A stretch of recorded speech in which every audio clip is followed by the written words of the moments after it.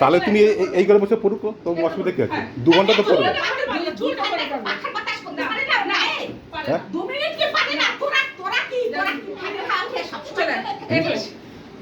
কি হচ্ছে 2 ঘন্টা এখানে পড়লে কি হচ্ছে?